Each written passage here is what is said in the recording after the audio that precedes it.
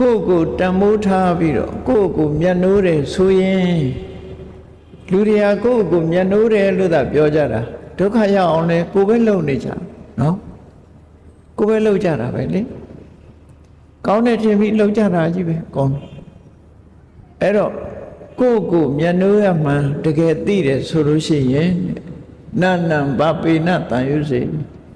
မကောင်းမှုအကုသိုလ်တွေကိုရင်တဲ့နှလုံးထဲမှာမဖြစ်စေနဲ့အစိတ်တောက်တွေကိုစီမရောက်စေနဲ့လို့သူတို့ပြော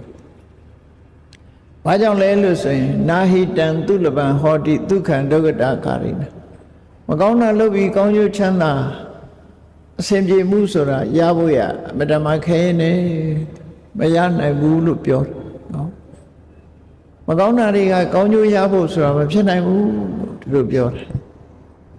အေးဒါကြောင့်မို့နေ့စဉ်နဲ့မြဘဝမှာတတိထားရမှာဒီအချက်ပဲဖြစ်တယ်ဟော